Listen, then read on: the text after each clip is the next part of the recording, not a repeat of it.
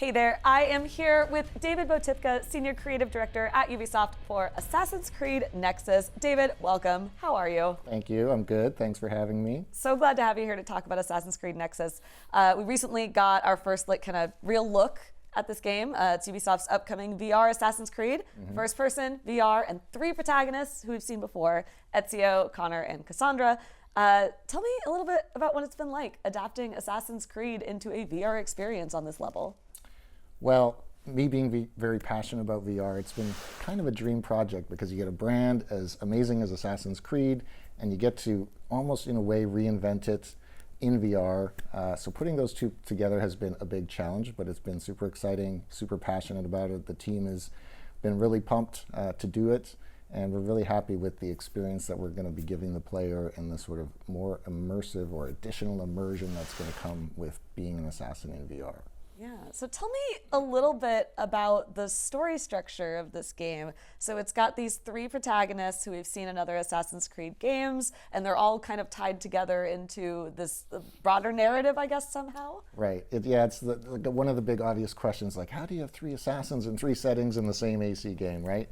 So it's really, the player is the modern day story is really important in this one for us because it ties everything together. So the player, it's you actually, because it's your hands. Yeah, that's right. It's your hands, your head, right? So it's the sense of being you in the modern day story, and we ask the player to put on this persona of being an elite hacker as well. So the Brotherhood has hired you to go undercover for Abstergo because, long story short, they're looking for these ancient artifacts. And these 3 assassins at some point in their lives have encountered them, and they may not even have known that they encountered them.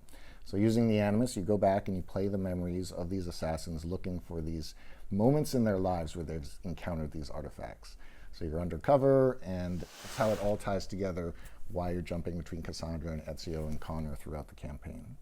That's so cool. So I'm really attached to the idea of this assassin being me, and as I saw, the combat is I'm doing the moves, I'm doing the hidden blade, I'm like pulling the sword off my back or whatever. Am I just gonna am I gonna smash things in the room while I'm doing this? Well, VR has all these, safety, like the guardian boundary, right? So if you get near the edge, it's going to warn you. So hopefully there won't be any room smashing. But the act of doing it yourself is what the dream of VR is, right? Yeah. So if you imagine, when you think about when you play Assassin's Creed and you get in this flow of you're sprinting, you start climbing, you fling yourself up, you get on this parkour run and you're parkouring across the rooftops and you come and you see an enemy down there and then you air assassinate them. And it's like, wow, that was awesome. You can do all of that in Nexus, right? But it's actually you doing it because you're physically climbing and flinging either up, sideways, or even behind you across a street. When you're parkouring, you're grasping and pulling yourself up or vaulting and mantling over objects to keep that parkour run going. And then with the air assassination, for example, you actually flick your wrist open to deploy the hidden blade, and you hurtle down and time your stab, and yeah, it's pretty sweet. Oh, that's so cool. So I'm someone who gets a little dizzy in VR sometimes, but I was really interested to see kind of the way you were describing the tech that you're using to help folks with vertigo and fear of heights. Can you tell me more about that? Yeah, all sorts of things. We have had a dedicated comfort team working on nothing but comfort for the majority of the time on this project. Because it's really important. And when people came to me and I told them, yeah, we're working on Assassin's Creed in VR, they're like, are you crazy? Parkour in VR? You can't do that, right? But we believe we can, and we've proven it. There are a lot of players who are comfortable playing with free locomotion and doing all the things I just described. But of course, players also have some VR sensitivities. So whether it's peripheral motion or just sort of movement in general, or things like being up high, we've been working on comfort features for all of those things, right? So there's standard teleport that you see in a lot of VR games, but we've evolved that even to include climbing and parkour teleport. So you can teleport up a wall by just grabbing to your next climb handle.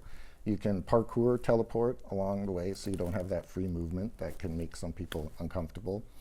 And then even at heights, we put what we call this subliminal grid. It's kind of like this animus grid at your feet, so you have a sort of sense of grounding, which we find helps players a lot. So we put a lot of effort and innovation into comfort features, and the idea is we want to make a true action game, but one that's accessible for players with all types of VR sensitivity.